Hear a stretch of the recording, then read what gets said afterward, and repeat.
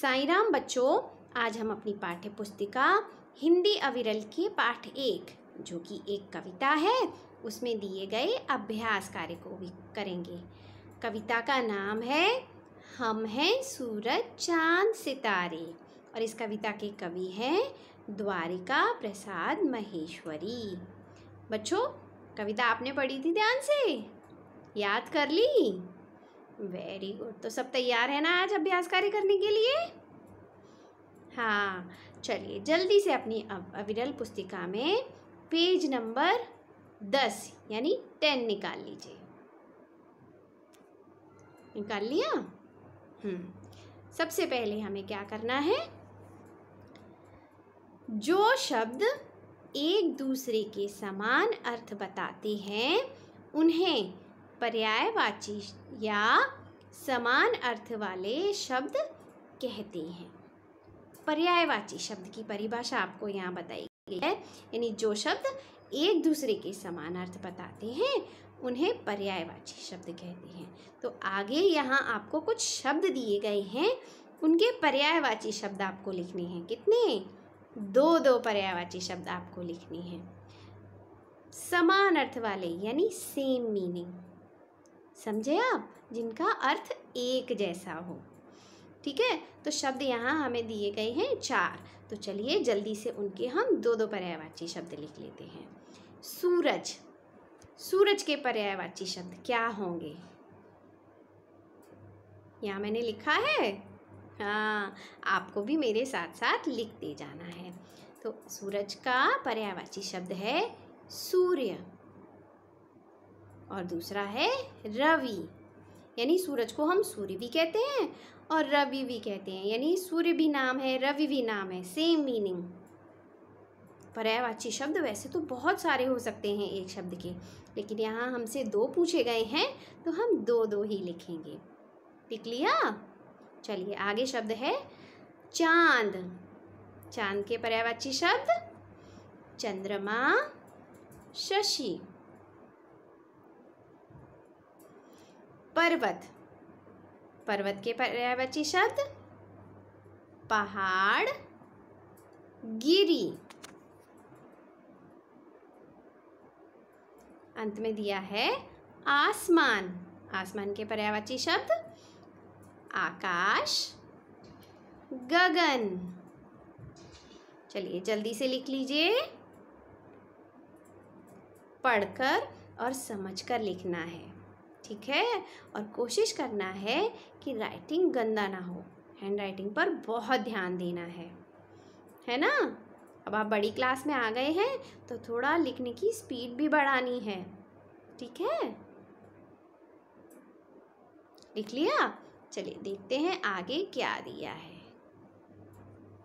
आगे दिया है जो शब्द समान तुक वाले नहीं हैं उन पर सही लगाइए। समान तुक वाले शब्द राइमिंग वर्ड्स पढ़े हैं ना, जो जिनका उच्चारण एक समान होता है। जब हम बोलते हैं तो एक जैसे सुनाई देते हैं और लिखने में भी कुछ एक जैसे होते हैं, है ना?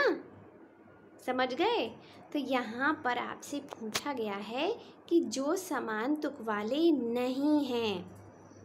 ये प्रश्न 2 तरीके से पूछा जाता है। कभी कभी पूछते हैं समान तुक वाले शब्दों पर निशान लगाइए, और यहाँ पूछा है जो शब्द समान तुक वाले नहीं हैं। ध्यान देना है, ठीक है? चलिए जल्दी से कर लेंगे। बालक, वो बालक का समान तुक वाले शब्द कौन सा नहीं है? पालक, चालक, विशाल। बताइए, समान तुक वाला शब्द नहीं है विशाल। देखिए उच्चारण कर रहे हैं तो अलग हो रहा है ना। और वहीं देखिए पालक, चालक, बालक बोलने में एक जैसे लग रहे हैं ना। हाँ, तो विशाल अलग है तो हम उसको सही का निशान लगा देंगे। उसके बाद दिया है संग। विश्व, ढंग, रंग कौन सा तुक वाला नहीं है? विश्व। देखिए ढंग, संग, रंग सब एक जैसे लग रहे हैं ना। हाँ, पवन, सागर, धवन, हवन। इसमें से कौन सा नहीं है समान तुक वाला? सागर। देखिए, धवन, हवन, पवन सभी एक जैसे लग रहे हैं ना? हाँ, समझ में आ गया ना? Very good. उसी तरह दिया है तन, मन, नन्हे, धन।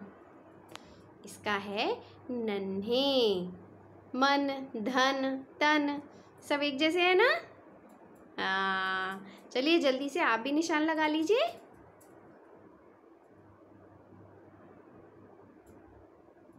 अरे वाह, हो भी गया।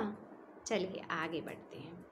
आगे दिया है, नीचे दी गई पंक्तियों को पढ़िए और सही उत्तर चुनकर सही लगाइए।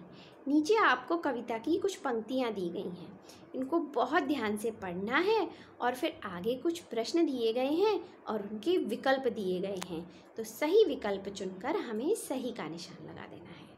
तो चलिए कविता की पंक्तियाँ पढ़ लेते हैं।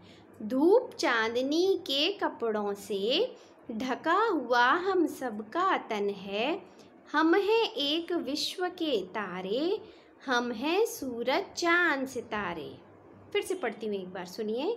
धूप चांदनी के कपड़ों से ढका हुआ हम सबका तन है, हम हैं एक विश्व के तारे, हम हैं सूरज चांद सितारे। प्रश्न दिए हैं, ध्यान से सुनिए प्रश्नों को, फिर सही विकल्प चुनिए। का प्रश्न है, किसके कपड़ों से सबका तन ढका है? विकल्प दिए हैं, रेशम के, तारों के, धूप चांदनी के। हमें उत्तर उसी कविता की पंक्तियों में से छांट कर लिखना है, अलग से नहीं, है ना? तो ध्यान कीजिए, क्या लिखा था कविता में?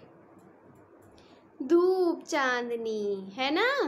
था ना शुरुआत में, धूप चांदनी के कपड़ों से ढका हुआ हम सबका तन है ना? तो सही उत्तर होगा धूप चांदनी के, तो इसे हम सही का निशान लगा देंगे। ख प्रश्न है, तन से मिलता जुलता तुक वाला शब्द कौन सा है? अब यहाँ देखो, उसका उल्टा दिया है। अभी आपने किए ना तुक वाले शब्द, वहाँ दिया था तुक वाले नहीं हैं, उनको सही लगाना है। अब यहाँ दिया है जो समान तुक वाला है, उसको सही का निशान लगाना है। तो जल्दी से बताइए, तम, धन, हम, कौन सा है समान तुक वाला शब्द? धन, है ना? बोलकर देखिए, तन, धन, है ना? हाँ। ग प्रश्न है, विश्व का समानार्थी शब्द कौन सा है?